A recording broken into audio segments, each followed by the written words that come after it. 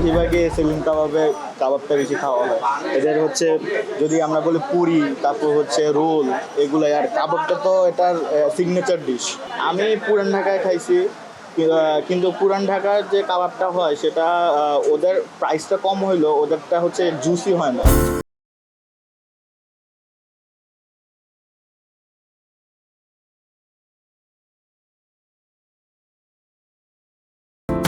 সেলিমের কাবাবটা হচ্ছে একটা ঐতিহ্যবাহী, মানে অনেক আগ থেকেই এদের এই প্রতিষ্ঠানটা। যদিও হচ্ছে মানে আমরা রেস্টুরেন্টে বসে এসির বাতাসের ভিতরে চাইলে কিন্তু আরও খেতে পারি, কিন্তু নর্মালি এখানে এই টং দোকানের মতো জায়গায় বসে যে একটা খেয়ে যে একটা ফিল পাচ্ছি, ওইটা ওইখানে পাওয়া যাচ্ছে না, পাই না। এমনিতেই ভালো লাগে এই জন্য খাই আর কি। তার মধ্যে এটা টেস্টটা অনেক ভালো, ওরা যে মশলাটা ইউজ করে ওটার টেস্টই আসল। আমি মানুষের মুখে মুখে শুনি যে সেলিম কাবাব সবাই খুব পছন্দ করে।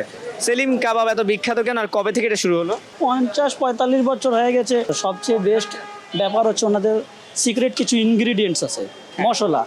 ওই মশলাই ওনাদের হাতিয়ার। আমরাও জানি না, আমরা এতদিন ধরে কাজ করি সেটা কি আমরাও জানি না। মাত্র 120 টাকা করে পিস। আর চিকেন শিক কাবাবও হয় এমনই, 2 শিক পরে 120 টাকা করে। এই সেম কোয়ান্টিটি, একটু বেশি হবে চিকেন শিক। তারপরে আমাদের একেবারে সবচেয়ে সুলভ মূল্যে পাওয়া যায় মাত্র একটা শিক করে, আর একটা লুচি ওই যে সামনে দেখতে পাচ্ছেন বানাচ্ছে, শুধু 30 টাকা করে। 30 টাকা কারণ 100, হ্যাঁ লুচি সহ, কারণ 130 আর 260 সবাই অ্যাফোর্ড করতে পারে না। তো চমৎকার একটা সিস্টেম এটা, যাতে সবাই কাবাব খাইতে পারে।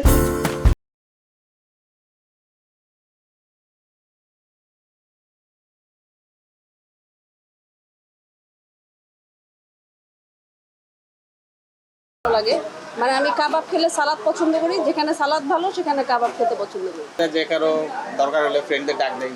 এমনি খাবারও ভালো, খাবার মোটামুটি সবগুলোই ভালো। আমি এইটাই পছন্দ করি, শিক কাবাবটা। অন্য জায়গার থেকে আমার এই কাবাবটা বেশি পছন্দ।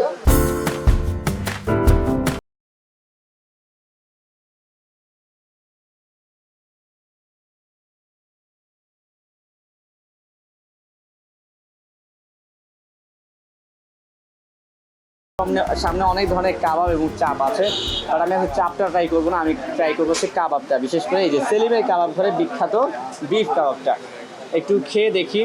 আপনারা যারা আছেন একটু বলা হয়নি যে এই সেলিমের কাবাব ঘরটা কোথায়। এটা হচ্ছে মোহাম্মদপুরে অবস্থিত। প্রায় আজকে থেকে 40-45 বছর যাবতীয় শোনা যাচ্ছে যে এই কাবাবটা বেশ বিখ্যাত। আমি খেয়ে দেখছি।